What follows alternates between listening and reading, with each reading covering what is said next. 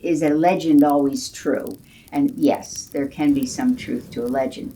And over the years, you know yourself, as you tell a story, it gets embellished and it gets changed a little bit from the telling and the retelling.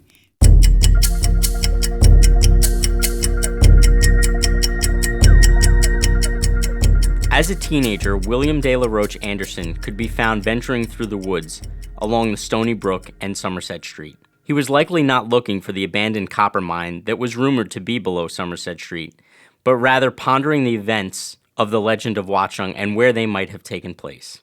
It was a story he had heard as a young boy and never forgot. This interest inspired him to eventually write down the events of the legend that he could remember in detail on paper. His script would serve as the first draft and later playwright for the Legend of Watchung pageant. These efforts made him the unofficial author of the legend. Much to his surprise, this play would be performed 18 times between the years of 1911 and 1936.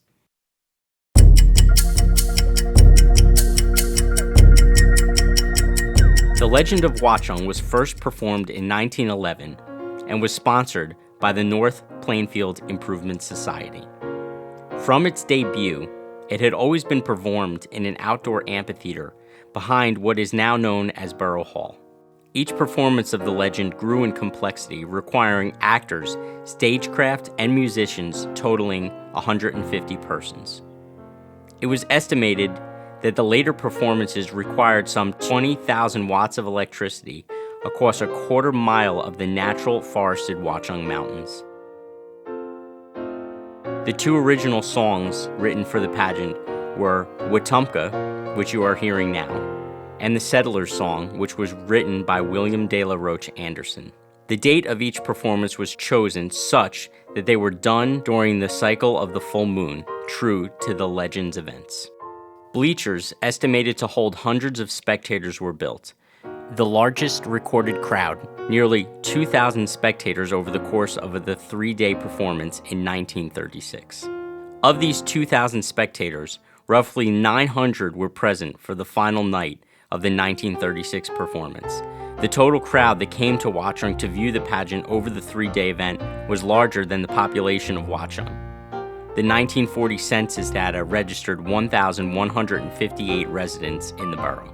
Spectators came to Watchung to view the pageant throughout the years via horse and carriage, buses, and the trolley line.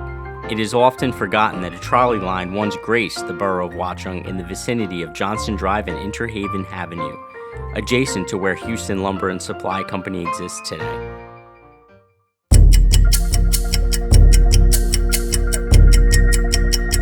A single reenactment of the Legend of Watchung took place in 1964 in celebration of New Jersey's tercentenary year by the Valley Players. Before they were known as the Valley Players, the organization was just a small local acting club that was spelled GNUHCTAW,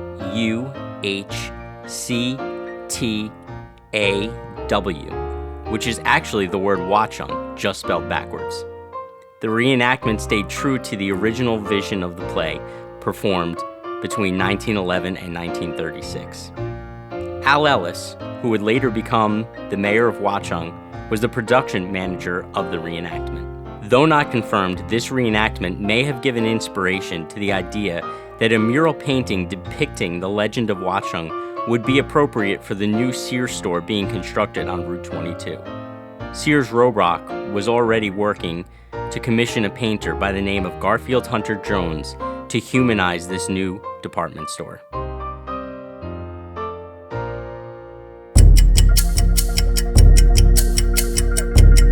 While little is known about the 1965 installation of the mural, we do know that Mayor Ken Schmidt dedicated the Legend of Watchung mural in November of 1965, after the completion of the Watchung Sears store on Route 22.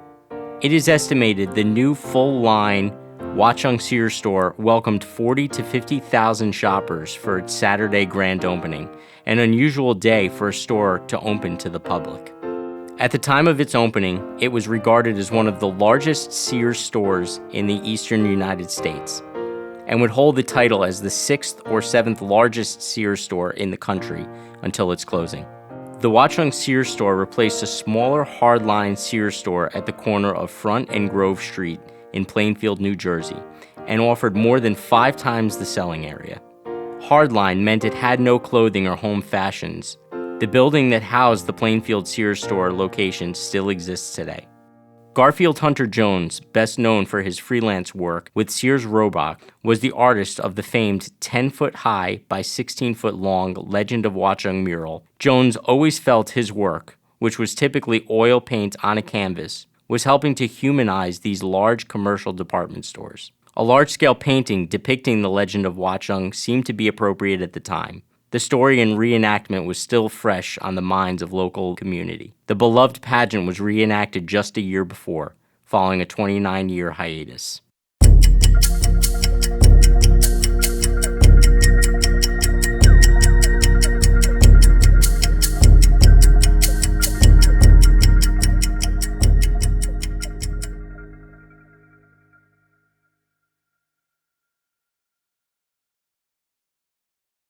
It was just something that was always in Sears, and never thought that Sears would ever be demolished. Last night we had a meeting, and the majority of the meeting was consumed with discussions about the Sears mural. So as everybody knows, on or about October 1st, the Sears building is going to be demolished.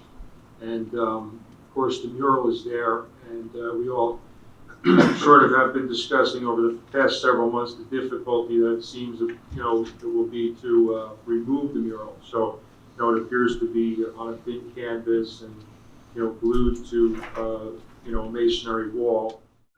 We were brought in to redevelop the building, and at our first public hearing, the planning board chairman asked us if we knew about the mural, and we said we weren't familiar with it, so we came down and they said, would you be willing to save it? So we came down and took a look at it and said we would be more than happy to donate the mural. Seritage would be more than happy to donate the mural to the town if the town could figure out how to get it off the wall. So we actually made a couple of trips to Sears to try to investigate, set up ladders, got up on the ladder and tried to start looking at how this canvas, if it was a canvas, was attached to the wall. And it's remarkably preserved. It really is stunning. It just breaks my heart to think that a wrecking ball could break it up. It's so Watchung, and it shows so much about our history that we are doing everything we can to try to save it. The retail spaces that I've redeveloped up and down the East Coast, I haven't come across any type of artwork of this size or magnitude. Removal of the 10-foot high by 16-foot wide Legend of Watchung mural was no small task. After it was confirmed Sears would be demolished, the Watchung Historical Committee immediately started work on researching and interviewing art conservation companies. Even locals with art conservation experience came forward. The company that would ultimately be chosen would first have to perform a feasibility study to see if removal of the mural was even possible. It was still unclear if the painting was on a canvas or painted directly to the wall. After much discussion, it was decided a company by the name of Materials Conservation would best be suited for the challenge. We do know that Materials Conservation has a long history of success with very, very valuable pieces of art. They approved the feasibility study, and not long after that, Materials Conservation made a visit to the mural, where they actually said that they were confident that they could successfully remove the mural. But the painting is definitely on oil. It's oil, and it's on canvas, and it's glued to the wall. And usually that artist painted on masonite, which would have been a blessing because we could just, pick up the piece of masonite and run with it. But it's going to be a much more complicated procedure. And they felt that it would involve 2 days and 3 men, and scaffolding and special tools and special techniques. And after they remove it from the wall, it would be rolled and put into a special container. Following the feasibility study, Materials Conservation provided a proposal estimated at $14,000 to remove the mural. This proposal would come just 2 months shy of the anticipated demolition date of the Sears building. The Watchung Historical Committee scrambled to put fundraising efforts into full swing and had to do so almost overnight. Much to the committee's surprise, Seritage, the developer of the property, would kick off fundraising efforts by donating $5,000. We immediately began to discuss strategies for raising this money. And I reported at the rescue squad meeting, and the young people all recommended strongly that we start a GoFundMe page. So at the next historical committee meeting, that's pretty much what we discussed.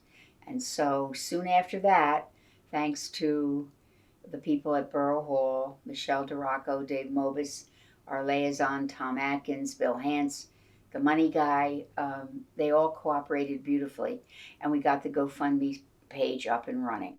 In the meantime, Channel 12 got wind of the story, and we did an interview with them, and then NBC News, just yesterday, I got a last-minute phone call, and I raced down to Sears at noon, and we did a whole filming at Sears. And the minute that Channel 12 had those little spots on that day, we saw the donations come in. So every time that there's something that somebody sees, we see a flurry of activity on the site. So clearly that works. There are a number of people from out of town who say this is an important piece of art and it should be saved. There was no guarantee the required donations could be raised in such a short period of time. A backup plan to preserve the mural would have to be considered. That backup plan would come in the form of a high-quality photo of the mural. If we can't raise the money, I guess we will have to take the photograph. First and foremost, we needed to get a picture of this mural and some high-resolution picture, just in case anything were to happen to the mural during removal, or if for some reason we couldn't remove this mural, that we would have a high-resolution photo that we could reproduce it, at the very least. A few people who say, just take a picture of it and have it reproduced. Well, to most of us, we feel it isn't really quite the same. To have the original piece of art somewhere in the borough is meaningful. It's the real deal that was on the wall in Sears, with the artist standing there painting it. Local photographer Robert Gallucci would be commissioned by the Watchung Historical Committee to take a high-resolution photo of the mural and immediately work to digitally restore the image to what is believed to be its original state. We do have an image that could be reproduced and people could have now. So that's our backup, that's our safeguard. We're not going to lose that mural. So imagine we have this digital image, right? And we wanted to put one over there, at a 3x5 size. Or we wanted one over here that was... Yeah. Well, that's really the ideal spot that the historic committee would love to put it. But if let's say we needed to downsize it a little bit, we'd have the technology available to do that. The historical committee is working hard to save the mural. We think it's an important project, and if we don't save it, it's not for lack of trying. I think we have left no stone unturned.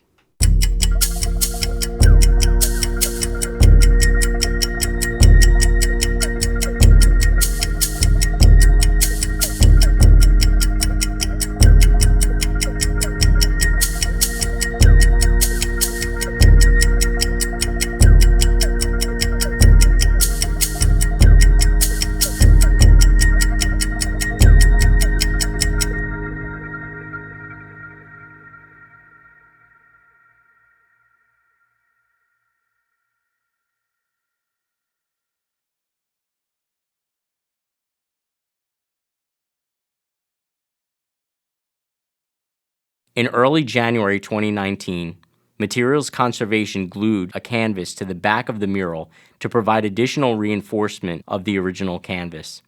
This canvas backing intentionally extended 6 to 8 inches beyond the edge of the canvas, so it could be easily tacked to the wall. The hope was that future installation or removal of the mural, if required, would be much faster and cost-effective. April of 2019 proved to be an active month in regards to public recognition for the Legend of Watchung Mural. The Watchung Historical Committee hosted a car show specifically focused on raising donations for the mural. In addition, Cinemark theaters, located in the location of the original Sears Car Service Center, installed a scaled-down, high-resolution photo of the mural on canvas in the lobby. The version of the mural was to remain a permanent fixture in the theater. In November of 2019, under the direction of Amber Murad, the Watchung Historical Committee filed for and received a grant from the Somerset County Cultural Heritage Commission for $1,740. All of the grant money was to be used specifically for the mural conservation efforts. In December 2019, local resident Lori Wood pitched the idea of an annual Watchung-themed holiday ornament program. A portion of the profits received from selling these ornaments would be donated specifically to the mural conservation efforts.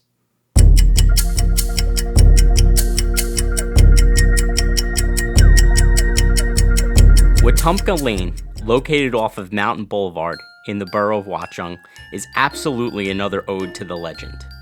While it is seemingly appropriate that the borough was to have a road that referenced the legend, its location is of interest and curiosity. As you might remember, William de la Roach Anderson was the unofficial author of the Legend of Watchung. He lived off of Washington Rock Road. His home was just to the south of where Wetumpka Lane exists today.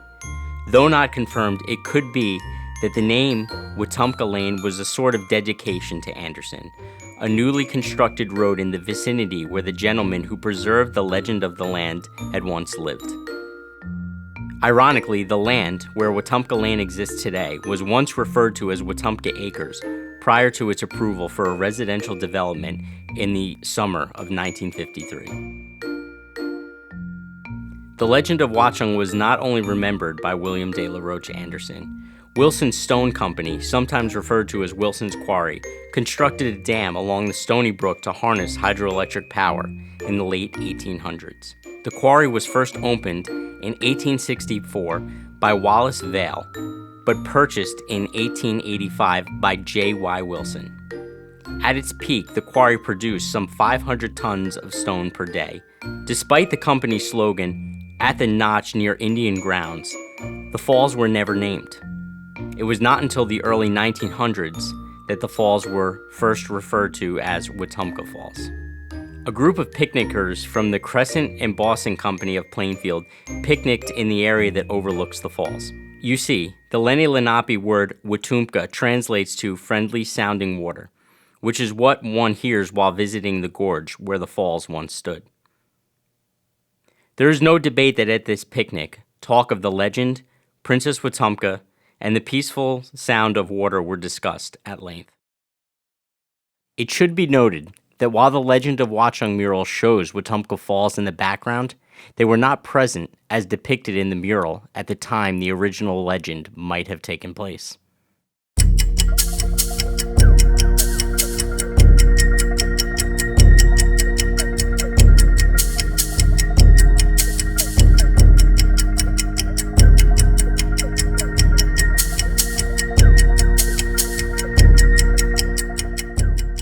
What is a legend?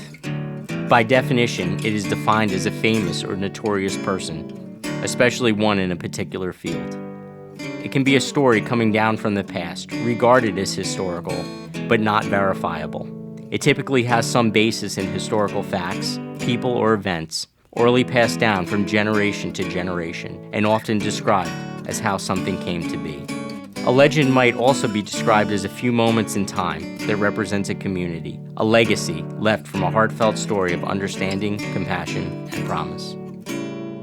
The cover of the 1964 souvenir program, which accompanied the Legend of Watchung reenactment, says, "We would for a little while lift the curtain that hides the almost forgotten past. The hills and dates that you now behold have withstood the storms and centuries, but time has changed them not. But men and his ways have changed, as you will see, for we are about to break the silence of that distant past." For those lucky enough to have witnessed the Legend of Watchung mural while it was hanging at Sears, it was always regarded as a sort of old friend. What we've discovered is it really spans the generations. I mean, there's a lot of younger people too whose Their parents took them to Sears, walked down the steps and saw the mural. They've brought their own kids down the steps to see the mural, so there's a lot of sentimental value to the town. And it's like anything of sentimental value. It has the most value to the people that care about it the most. The Legend of Watchung mural that was once a centerpiece at the former Sears store on Route 22 in Watchung bridges an important gap between 1670 and Watchung today. While it may be regarded as just a painting, it preserves a story unique to the borough of Watchung and the greater surrounding community.